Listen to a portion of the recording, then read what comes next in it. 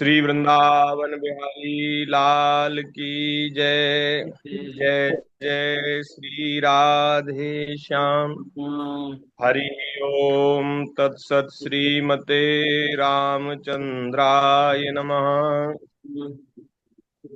ओम नमः परमहंसास्वादित चरण कमल चिन्मकरंदाय भक्त जनमानस निवासाय श्री रामचंद्राय कृष्णाय वासुदेवाय हरये परमात्मने प्रणतक्लेशनाशाय गोविन्दाय नमो नमः। सीतानाथ समारंभाम् श्रीरामानन्दार्य मध्यमाम् अस्मदाचार्यपर्यन्ताम् वन्दे गुरुपरम्पराम्। प्रहलाद नारद पराशर पुंडरीक व्यासाम्बरीश शुक शौनक भीष्म दाल्भ्यान् रुक्मांगदार्जुन वसिष्ठ विभीषणादीन् पुण्यानिमान् परम भागवतान् नमामि। बंदं गुरुपद कंज कृपा सिंधु नर रूप हरि महामोहतम पुंज जासु वचन रवि कर निकर। चार जुगन में भक्त जे तिनके पद की धूरी सर्वसु सिर धरि राखियों मेरी मेरी जीवन बंधु। मूरी। भक्त भक्ति भगवंत गुरु चतुर नाम वपु एक। इनके पद वंदन किए नाशे विघ्न अनेक। श्री राम जय राम जय जय राम। श्री राम जय जय राम। श्री राम जय राम जय जय राम। श्री राम जय राम जय जय राम। श्री राम जय जय राम। श्री राम जय जय राम। श्री राम जय राम जय जय राम। श्री राम जय राम जय जय राम। जय जय श्यामा जय जय श्याम। जय जय श्री वृंदावन धाम। जय जय श्यामा जय जय श्याम। जय जय श्री वृंदावन धाम। जय जय श्यामा जय जय श्याम। जय जय श्री ब्रजमंडल धाम। जय जय श्यामा जय जय श्याम। जय जय श्री ब्रजमंडल धाम। श्री राम जय जय राम। श्री राम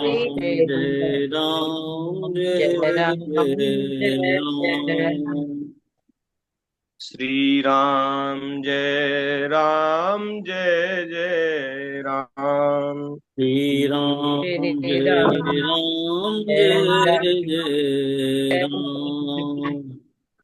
जय गौ माता जय गोपाल भक्त वत्सल प्रभु दीन दयाल। जय गो माता जय गोपाल भक्त वत्सल प्रभु दीन दयाल।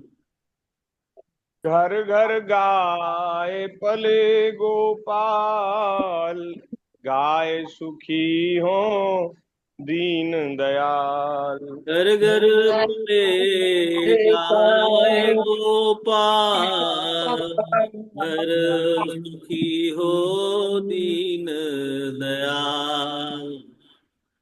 गौ रक्षा करो हे नंदलाल। गौ रक्षा करो हे नंदलाल। भक्त वत्सल प्रभु दीन दयाल। भक्त वत्सल प्रभु दीन दयाल। श्री राम जय राम जय जय राम। श्री राम जय राम जय जय राम। श्री सीतारामचंद्र भगवान की जय। श्री वृंदावन बिहारी लाल की जय। श्रीमद्भागवत महापुराण की जय। श्री सुखदेव जी महाराज की जय। श्री सद्गुरुदेव भगवान की जय। जगत जननी पूज्या गौ माता की जय। अखिल गौवंश की जय। सब संतन की जय। सब हरि भक्तन की जय। सत्य सनातन धर्म की जय। जय जय श्री राधे श्याम। श्याम। जय जय श्री सीताराम। हर हर महादेव। नारायण नारायण नारायण। हरि शरणम भक्तवांछा कल्पतरु भक्त वत्सल शरणागत वत्सल दीन बंधु दया सिंधु असंख्येय कल्याण गुणगण निलय अकारण करुणा वरुणालय कृपा के करुणा के भंडार श्री ठाकुर जी श्री राधा कृष्ण प्रभु, इनकी महती कृपा करुणा से इन्हीं के वांग्मय स्वरूप श्रीमद् भागवत जी की मंगलमयी चर्चा हम सब लोगों को उसको कहने और सुनने का परम दुर्लभ अवसर प्राप्त हो रहा है। आप सब जानते ही हैं कि ऐसे संयोग भगवान की कृपा से बनते हैं। जिस जीव को, जिस मनुष्य को भगवान करुणा भरी नजर से देखते हैं, दया भरी नजर से देखते हैं, तो उसको सत्संग की प्राप्ति कराते हैं। ये सत्संग ही महाराज, ये जन्म मृत्यु रूप संसार से छुड़ाने की औषधि सत्संग ही है, एकमात्र सत्संग है। जब हम सत्संग श्रवण करते हैं, कथा श्रवण करते हैं, ये ऐसी चर्चा जो हो रही है, कल भी कितनी सुंदर चर्चा हुई, ये सब चर्चाओं को जब हम श्रवण करते हैं तो फिर हमें ऐसा विचार, ऐसा विवेक प्राप्त होता है कि हम अपने लोक परलोक को संवारने सुधारने की बात विचार कर पाते हैं।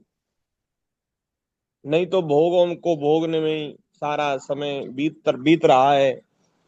कितनी आयु बीत गई, कितनी आयु बीत जाएगी, कितने लोग आए चले गए, सब भोगों को, ये भोगों ने हमको भोग लिया, हमने कहाँ भोगों को भोगा। भोग ही आयु को भोग लेते हैं, नष्ट कर देते हैं और जीवन व्यर्थ हो जाता है।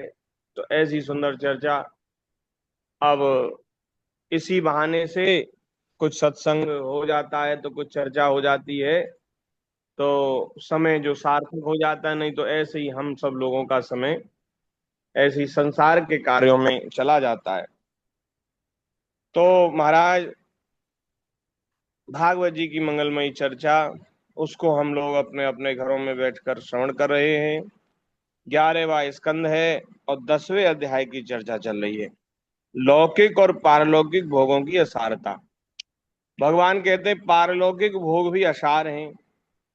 स्वर्ग में भी महाराज वहां भी एक दूसरे से ईर्ष्या और होड़, अधिक सुख वालों के प्रति असूया और छोटों से घृणा, और वहां जो पुण्य है वो क्षीण होते रहते हैं, तो एक दिन सब नष्ट हो जाते हैं, तो फिर गिरना पड़ता है। और वहां उन लोगों की प्राप्ति में भी बड़ा भारी श्रम है। कोई बहुत श्रम करके और स्वर्ग आदि लोगों को प्राप्त करने की सोचे, तो छोटे से अपराध से, छोटी सी गलती से पतन हो जाता है, गिर जाता है जी। ये चर्चा हम लोगों ने कल की थी। अब आगे श्री ठाकुर जी कह रहे हैं, भगवान श्री कृष्ण कह रहे हैं, अंतराय विहितो यदि धर्म सुनिष्ठिता तेनापि निर्जितं स्थानं यथा गच्छति तशृणु। यज्ञ यागादि जो हैं उनसे स्वर्ग की प्राप्ति होती है, और उनको महाराज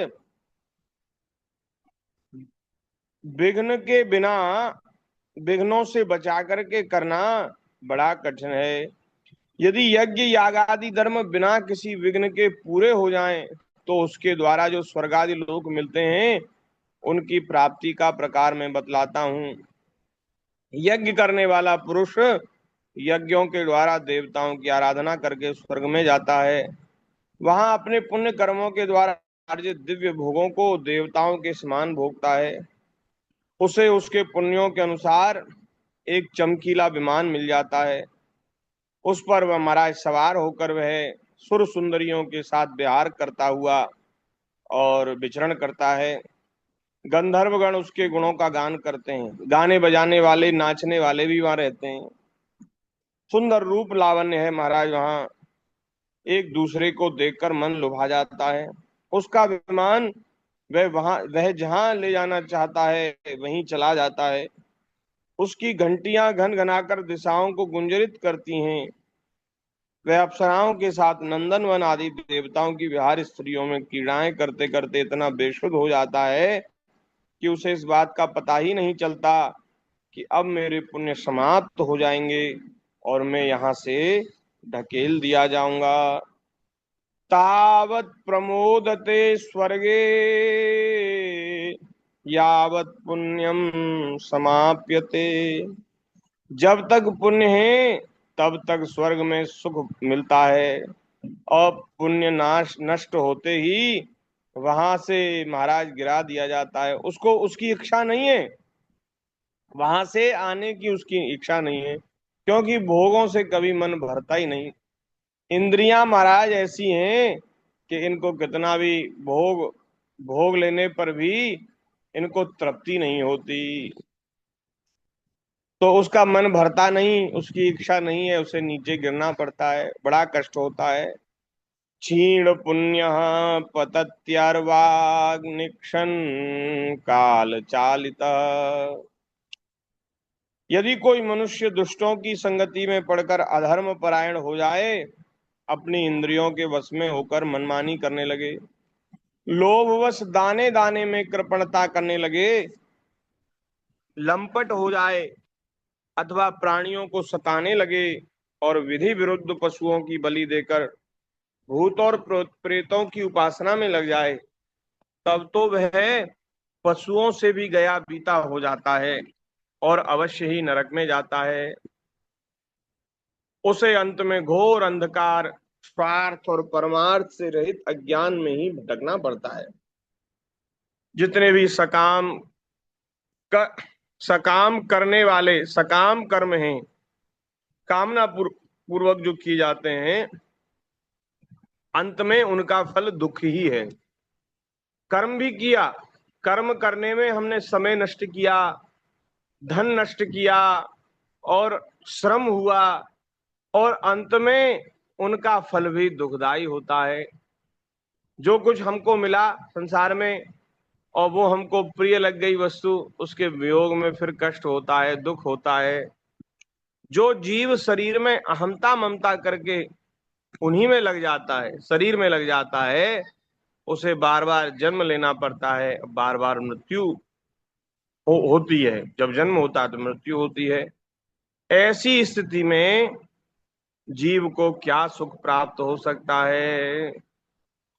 जो रोग के अधीन है, शोक के अधीन है और जन्म मृत्यु जिसके साथ लगे हैं, ऐसे शरीर से क्या सुख है। लोकानाम लोकपालानाम मद भयम कल्प जीविनाम ब्रह्मणोपि मय भयम मत्तो द्विपरार्ध परायुष। श्लोक संख्या 30। सारे लोक और लोकपालों की आयु भी केवल एक कल्प है, इसलिए वे भी काल रूप मुझसे भयभीत रहते हैं। भगवान काल रूप हैं। लोग सारे बड़े बड़े लोकपाल जिनकी आयु एक कल्प है, वे भी भगवान से भयभीत रहते हैं। औरों की बात तो क्या, स्वयं ब्रह्मा भी मुझसे भयभीत रहते हैं। उनकी आयु भी समाप्त हो जाएगी, फिर उनको भी मरना पड़ेगा। तो महाराज इसलिए जीव अज्ञान व सत्वरज आदि गुणों और इंद्रियों को अपना स्वरूप मान बैठता है और उनके किए हुए कर्मों का फल सुख दुख भोगने लगता है।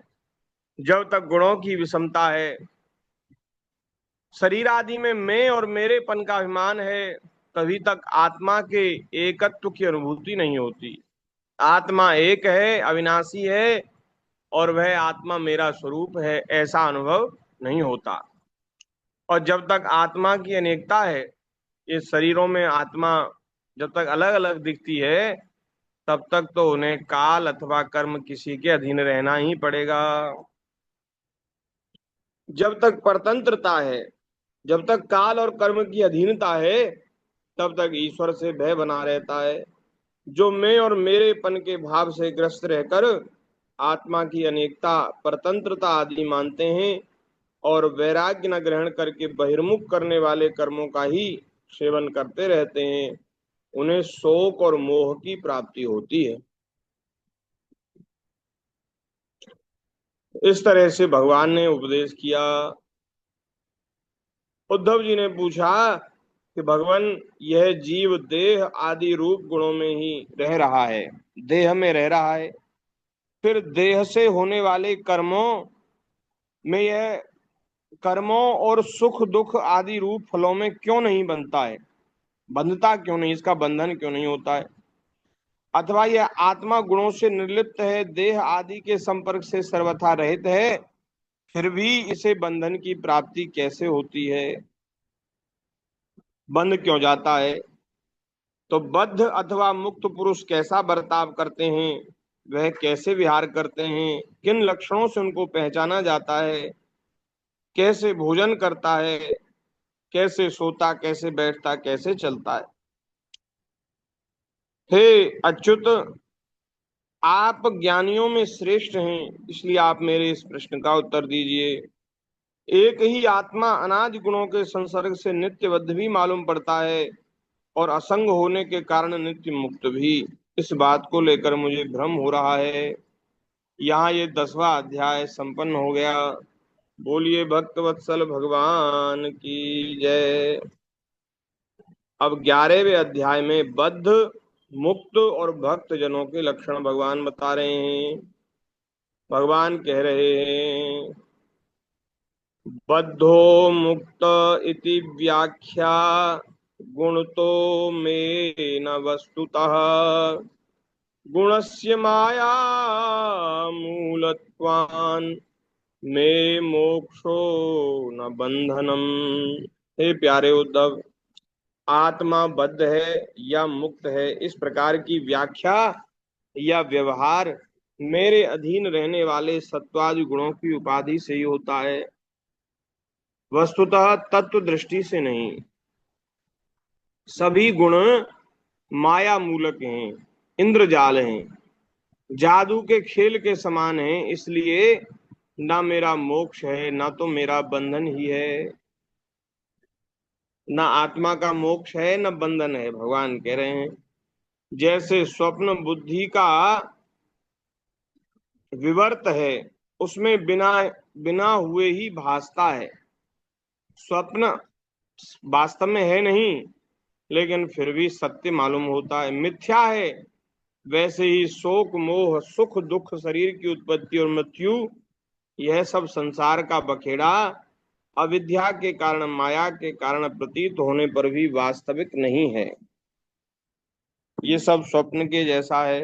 हे उद्धव, शरीरधारियों को मुक्ति का अनुभव कराने वाली आत्मविद्या और बंधन का अनुभव कराने वाली अविद्या, वैसे ना मोक्ष है ना बंधन है, लेकिन जो अविद्या से ग्रस्त है उसको ऐसा लगता है कि मैं बंधन में पड़ा हूं, और जो आत्मविद्या से युक्त है उसको अपने अपना स्वरूप नित्य मुक्त मालूम होता है। ये दोनों ही भगवान की शक्ति हैं। अविद्या माया को कहते हैं और विद्या जो है वो ज्ञान को कहते हैं। आत्मविद्या ज्ञान को कहते हैं। मेरी माया से इनकी रचना हुई है। हे उद्धव, तुम स्वयं बड़े बुद्धिमान हो, विचार करो। जीव तो एक ही है, वह व्यवहार के लिए ही मेरे अंश के रूप में कल्पित हुआ है। वस्तुतः वह मेरा स्वरूप ही है।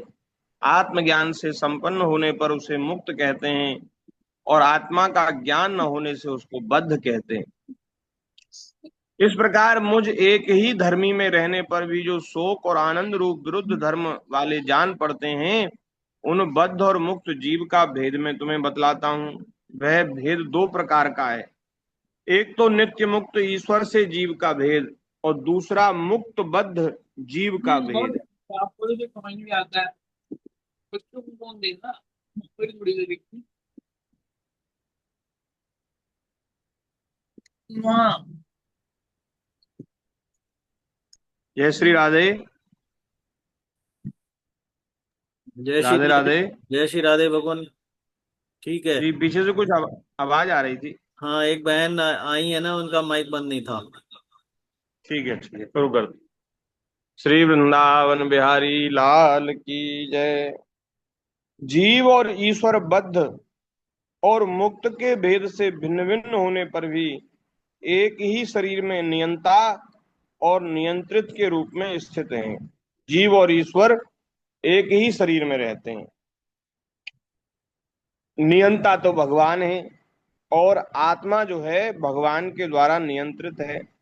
ऐसा समझो कि शरीर एक वृक्ष है। इसमें हृदय का घोंसला बनाकर जीव और ईश्वर नाम के दो पक्षी रहते हैं। इसमें वे दोनों चेतन होने के कारण समान हैं और कभी न बिछुड़ने के कारण सखा हैं। इनके निवास करने का कारण केवल लीला ही है। इतनी समानता होने पर भी जीव तो शरीर रूप वृक्ष के फल सुख दुख आदि भोगता है, परंतु ईश्वर उन्हें न भोगकर कर्म फल सुख दुख आदि से असंग और उनका साक्षी मात्र रहता है। अभोक्ता होने पर भी ईश्वर की यह विलक्षणता है कि ज्ञान, ऐश्वर्य, आनंद और सामर्थ्य आदि में भोक्ता जीव से वह बढ़कर है। साथ ही एक यह भी विलक्षणता है कि अभोक्ता ईश्वर तो अपने वास्तविक स्वरूप और इसके अतिरिक्त जगत को भी जानता है, परंतु भोक्ता जीव न अपने वास्तविक रूप को जानता है और न अपने से अतिरिक्त को। इन दोनों में जीव तो अविद्या से युक्त होने के कारण नित्य बद्ध है, और ईश्वर विद्या स्वरूप होने के कारण नित्य मुक्त है। प्यारे उद्धव, ज्ञान संपन्न पुरुष भी मुक्त ही हैं। जैसे स्वप्न टूट जाने पर जगा हुआ पुरुष स्वप्न के स्मर्यमाण शरीर से कोई संबंध नहीं रखता, वैसे ही ज्ञानी पुरुष उसका भी सूक्ष्म और स्थूल शरीर में रहने पर भी उनसे कोई संबंध नहीं होता। लेकिन अज्ञानी पुरुष शरीर में संबंध संबंध रखता है, और इसी कारण वह बंधन में पड़ा हुआ है। व्यवहार में इंद्रियां शब्द स्पर्श आदि विषयों को ग्रहण करती हैं, क्योंकि यह तो नियम ही है कि गुण ही गुण को ग्रहण करते हैं, आत्मा नहीं। इसलिए जिसने अपने निर्विकार आत्म स्वरूप को समझ लिया है, वह उन विषयों के ग्रहण त्याग में किसी प्रकार का अभिमान नहीं करता। यह शरीर प्रारब्ध के अधीन है।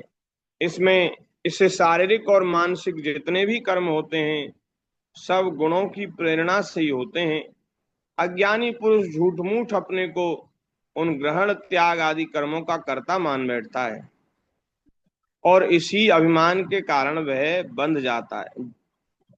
जो अपने आप को कर्म का कर्ता मानता है ना, वो वास्तव में अज्ञानी है और वही उसके बंधन का कारण है। गुण ही गुणों में बरत रहे हैं, गुणों की प्रेरणा से ही शारीरिक मानसिक कर्म होते हैं। हमारा हमारा वश नहीं है, हम क्या कर रहे हैं, वाणी से, मन से, शरीर से क्या हम कर रहे हैं, उसमें हमारा वश नहीं है। गुणों की प्रेरणा से ही कर्म होते हैं। सत्व रज तम गुण, ये तीन जो गुण हैं ये इन्हीं की प्रेरणा। जब सत्व गुण अधिक होता है तो सात्विक कर्म होते हैं, पुण्य होते हैं, धर्म होता है। जब रजोगुण ज्यादा प्रबल होता है शरीर में तो फिर राजसी कर्म होते हैं, और तमोगुण प्रबल होता है तो फिर पाप कर्म, अधर्म आदि जो नरक में गिराने वाले ऐसे कर्म होते हैं। तो भैया इसमें यही है कि ज्ञान से, विवेक से समझ करके अपने आप को कर्ता न माने। हे प्यारे उद्धव, जो अपने को कर्ता मानता है अज्ञानी जीव, वह अभिमान के कारण बंध जाता है। तो इस पद्धति से विचार करके विवेकी पुरुष समस्त विषयों से विरक्त रहता है और सोने, बैठने, घूमने फिरने, नहाने, देखने, छूने, सूंघने, खाने और सुनने आदि क्रियाओं में अपने को कर्ता नहीं मानता, बल्कि गुणों को ही कर्ता मानता है। गुण ही सभी कर्मों के कर्ता भोक्ता हैं, ऐसा जानकर विद्वान पुरुष कर्म वासना और फलों से नहीं बनते। वे प्रकृति में रह करके भी वैसे असंग रहते हैं जैसे स्पर्श आदि से आकाश, जल की आर्द्रता आदि से सूर्य और गंध आदि से वायु। उनकी विमल बुद्धि की तलवार असंग भावना की शान से और भी तीखी हो जाती है और वे उससे अपने सारे संशय संदेहों को काट कूट कर फेंक देते हैं। जैसे कोई स्वप्न से जाग उठा हो, उसी प्रकार वे इस भेद बुद्धि के भ्रम से मुक्त हो जाते हैं। बोलिए भक्त वत्सल भगवान की जय। ये जिनके प्राण, इंद्रिय, मन और बुद्धि की समस्त चेष्टाएं बिना संकल्प के होती हैं, मन में कोई संकल्प ही नहीं उठता, वे देह में स्थित रह करके भी गुणों से मुक्त हैं। उन तत्वज्ञ मुक्त पुरुषों के शरीर को चाहे हिंसक लोग पीड़ा पहुंचाएं और चाहे कभी कोई देव योग से पूजा करने लगे, वे ना तो किसी के सताने से दुखी होते हैं और न पूजा करने से सुखी होते हैं। कर्म करने में तो सब लोग ज्ञानी बन जाते हैं। कह रहे ये तो गुण ही गुणों में बरत रहे हैं, गुणों की प्रेरणा से कर्म हो रहे हैं, हमने थोड़ी कोई कर्म किया है, मैं तो न पाप करने वाला न पुण्य करने वाला। तो कर्म करने में तो सब ज्ञानी बन जाते हैं, लेकिन जब उन कर्मों का फल भोगने की बारी आती है तो फिर उनका ज्ञान विज्ञान सब महाराज धरा के धरा रह जाता है। वे कहते हैं भैया हमने कोई कर्म ही नहीं किया तो फिर हमको ये सुख दुख क्यों भोगने पड़ रहे हैं। तो जो ज्ञानी होते हैं ना, जो जो ये बात समझते हैं कि मैं इन कर्मों का कर्ता नहीं हूं, ये तो गुणों की प्रेरणा से, प्रारब्ध की प्रेरणा से, एक अदृश्य शक्ति की प्रेरणा से सब कर्म हो रहे हैं, मैं इनका कर्ता नहीं हूं, इस अभिमान से जो मुक्त होते हैं, तो जब शरीर में, जब उनके मान सम्मान, शरीर में, शरीर का जो मान सम्मान होता है, जन्म मृत्यु, रोग शोक, भूख प्यास में भी वे ज्ञानी सम रहते हैं। भगवान कह रहे हैं उन मुक्त पुरुषों के शरीर को चाहे कोई पीड़ा पहुंचाए, हिंसक लोग चाहे पीड़ा पहुंचाए और चाहे कोई उनकी पूजा करे, वे ना तो किसी के सताने से दुखी होते और ना किसी के पूजा करने से सुखी होते। ये है ज्ञानी की पहचान। हाँ, कर्म करने में तो सब ज्ञानी हैं, ये है ज्ञानी की पहचान। कोई महाराज के बड़े से बड़ा हमारे साथ अन्याय करे, अनीति करे, कष्ट पहुंचावे, शरीर को मारे पीटे, तो भी उनको कोई दुख नहीं होता। और महाराज उनकी पूजा करे तो उनको सुख नहीं होता। ये बात है। तो इसलिए भैया ज्ञान मार्ग तो हम लोगों के लिए है ही नहीं। क्योंकि कितना भी प्रयास कर लें, ये इन गुणों से मुक्त नहीं हो सकते, गुणों से उठ ऊपर नहीं उठ सकते। हाँ, भगवान कृपा करें तो किसी भाग्यशाली जीव को ऐसी स्थिति प्राप्त हो जाए। नहीं तो हम देखते हैं कि कोई महाराज सम्मान करता है तो बहुत अच्छा लगता है, बहुत हृदय में आनंद होता है, और कोई अपमान करता है, गाली देता है तो बड़ा कष्ट होता है, बहुत पीड़ा होती है। तो भैया इनसे ऊपर उठना तो बड़ा कठिन है। जो समदर्शी महात्मा गुण और दोष की भेद दृष्टि से ऊपर उठ गए हैं, वे ना तो अच्छे काम करने वाले की स्तुति करते हैं और न बुरे काम करने वाले की निंदा करते हैं, ना वे किसी की अच्छी बात सुनकर उसकी सराहना करते हैं और ना बुरी बात सुनकर किसी को झिड़कते ही हैं। वे वे गुण और दोष की भेद दृष्टि से ऊपर उठ गए। ना उनकी दृष्टि में कोई गुण है और ना उनकी दृष्टि में कोई दोष है। ये है ज्ञान की ऊंची अवस्था। जीवन मुक्त पुरुष ना तो कुछ भला या बुरा काम करते हैं और ना कुछ भला बुरा कहते हैं और ना सोचते ही हैं। वे व्यवहार में अपनी समान वृत्ति रखकर आत्मानंद में मग्न रहते हैं, अपनी आत्मा में ही रमण करते हैं। उनको कुछ कहने, सुनने, सोचने की फुर्सत ही नहीं। और जड़ के समान मानो कोई मूर्ख हो, पागल हो, ऐसे विचरण करते रहते हैं। हे प्यारे उद्धव, जो पुरुष वेदों का तो पारगामी विद्वान हो परंतु परब्रह्म के ज्ञान से शून्य हो, उसके परिश्रम का कोई फल नहीं। वह तो वैसे ही है जैसे बिना दूध की गाय का पालने वाला। जो गाय दूध नहीं देती, उसके पालने वाले को तो भैया केवल श्रम ही करना पड़ेगा, उसको लौकिक लाभ तो प्राप्त नहीं होगा। वैसे सेवा, गाय की सेवा करने से पारलौकिक लाभ होता है, लेकिन जो दूध के लिए गैया रख रहा है, आज की गैया दूध नहीं दे रही, तो बड़ा दुखी हो जाता है, अरे इसको रखने से तो कोई फायदा नहीं। तो ऐसे ही भगवान कह रहे हैं कि जो भले ही वेद पढ़कर पंडित हो गया, बहुत विद्वान हो गया, लेकिन ज्ञान से शून्य है, परब्रह्म के ज्ञान से शून्य है, तो उसका वह परिश्रम निष्फल है, उसका कोई फल नहीं। दूध न देने वाली गाय, व्यभिचारिणी स्त्री, पराधीन शरीर, दुष्ट पुत्र, सतपात्र के प्राप्त होने पर भी दान न किया हुआ धन और मेरे गुणों से रहित वाणी व्यर्थ है। इन वस्तुओं की रखवाली करने वाला दुख पर दुख ही भोगता रहता है। इसलिए उद्धव, जिस वाणी में जगत की उत्पत्ति, स्थिति और प्रलय रूप मेरी लोक पावन लीला का वर्णन न हो, और लीला अवतारों में भी मेरे लोक प्रिय राम कृष्ण आदि अवतारों का जिसमें यशोगान न हो, जिस जीव से, जिस वाणी से, वह वाणी वंध्या के समान है। वंध्या स्त्री के समान है। वंध्या स्त्री उसको कहते जिसके संतान न होती हो। तो ऐसी ऐसी वाणी है वो जो भगवान के गुणों से रहित है, भगवान की लीला का गान नहीं करती। एक बड़ी सुंदर चौपाई है मानस जी में, भगवान 4 मिनट। जी हसो, हाँ बस पूरी हो गई बात। जी हसो दादुर जी ह समाना, जो नहीं करे राम गुण गाना। जी हसो दादुर जी ह समाना, जो नहीं करे करे गुण गुणगान समाना। राम गुण गाना। राम गुणगान। हाँ, जो न करे राम गुण गाना, जो राम जी के गुणों का गान न करे, वो जीव तो मेंढक की जीव के समान व्यर्थ है।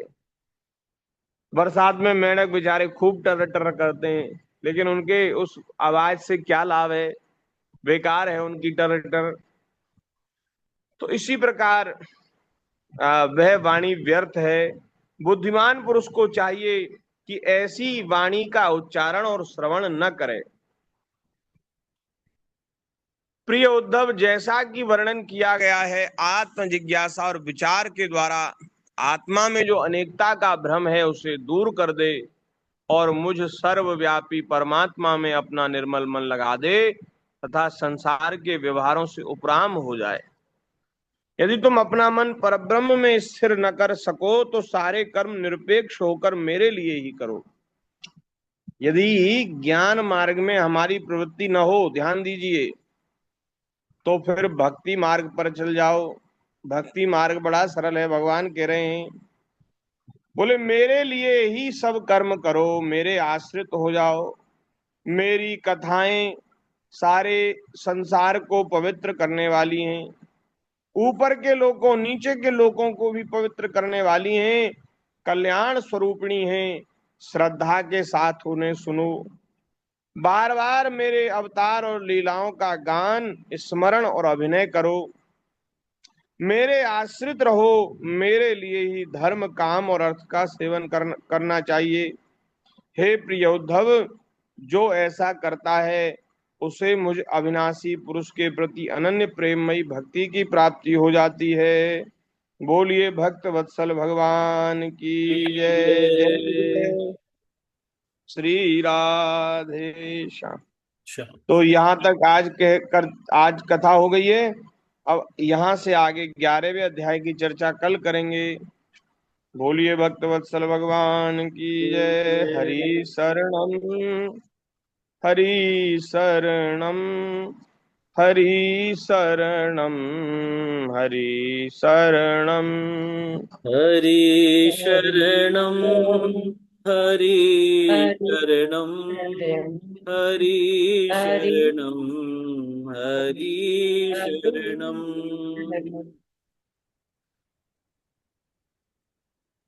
हरि शरणम, हरि शरणम, हरि शरणम, हरि शरणम, हरि शरणम, हरि शरणम, हरि शरणम, हरि शरणम, हरि शरणम, हरि शरणम, हरि शरणम, हरि शरणम, हरि शरणम, हरि शरणम, हरि शरणम,